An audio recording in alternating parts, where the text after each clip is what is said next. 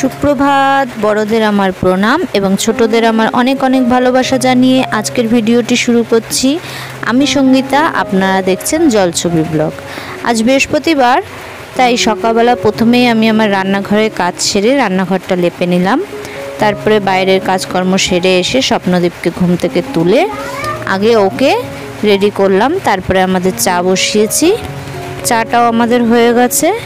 তারপরে চা খেয়ে তিনজনে রেডি হয়ে বেরিয়ে পড়লাম স্কুলের পথে। মর্নিং স্কুল হওয়াতে স্বপ্নদীপের বেশ ভালোই কষ্ট হচ্ছে এখন কয়েকদিন, বলা চলে ও প্রায় ঘুমোতে ঘুমোতেই স্কুলে পৌঁছায়। এই যে আমরা বাস স্ট্যান্ডে পৌঁছে গেছি। জানেন তো, আজকে অটোর জন্য অনেকক্ষণ অপেক্ষা করতে হয়েছে। আসলে একটা অটো এসেছিল, কিন্তু তাতে আমরা জায়গা পাইনি। সকালবেলার দিকে অটো বা টোটো একটু কমই চলাচল করে। যাই হোক, স্বপ্নদীপকে স্কুলে দিয়ে আমি আবার বাড়ির পথে ফিরে আসলাম। যারা গ্রাম ছেড়ে কর্মসূত্রে শহরে রয়েছেন, আমার ব্লগের মাধ্যমে চেষ্টা করব তাদের গ্রাম বাংলার বিভিন্ন দৃশ্যগুলো তুলে ধরার।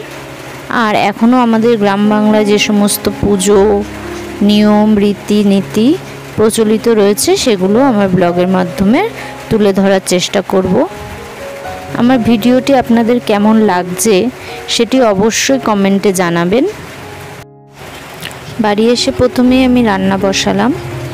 আজ জানেন তো, খুব ঝটপট রান্না হয়ে গেছিলো। আজ রান্না করেছিলাম ডাল, ভাত, আলু দিয়ে উচ্ছে দিয়ে ভাজা আর মাংস। আর বিকেলবেলায় একটু মটর সেদ্ধ করব বলে মটর ভিজিয়ে রেখেছিলাম। তো ডাল, ভাত আর ভাজাটা হয়েই গেছে, মাংসটা প্রায় হওয়ার মুখে। রান্না সেরে স্নান পুজোটা করলাম। তারপরে অপেক্ষা করছিলাম কখন স্বপ্নদীপ ওর বাবা স্কুল থেকে বাড়ি ফিরবে।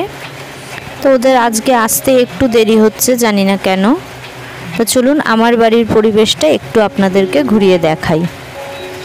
এই দেখুন, বেলগাছ, আর বেলগাছের সাথে এই মাধবীলতা গাছটা উঠেছে। এখন যদিও ফুল কমে এসছে, কিন্তু জানেন তো, দিন 10 আগেও বেশ অনেকটা ফুল ছিল। অনেক থোকা থোকা করেই ফুল ফুটতো। এখন ফুলের পরিমাণটা একটু কমে এসেছে।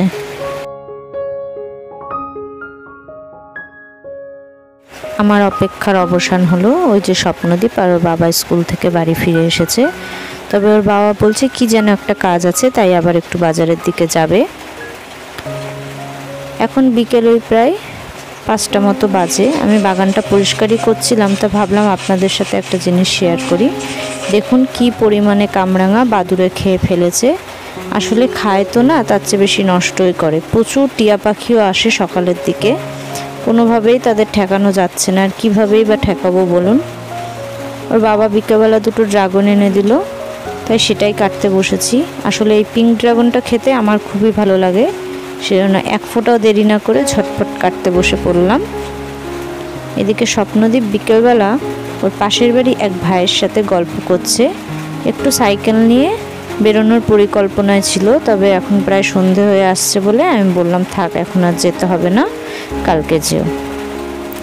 সন্ধেবেলা আলু আর ছোলা সেদ্ধ করে পেঁয়াজ, লঙ্কা, ঝুরি ভাজা দিয়ে মাখা করলাম, আর করেছিলাম একটু চা। তাই সবাই মিলে খেলাম।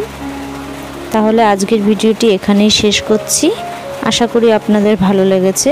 যদি ভালো লেগে থাকে তাহলে একটা লাইক আর কমেন্ট করবেন এবং চ্যানেলটি সাবস্ক্রাইব করে পাশে থাকবেন। দেখা হবে খুব শীঘ্রই নতুন একটি ভিডিও নিয়ে। টাটা।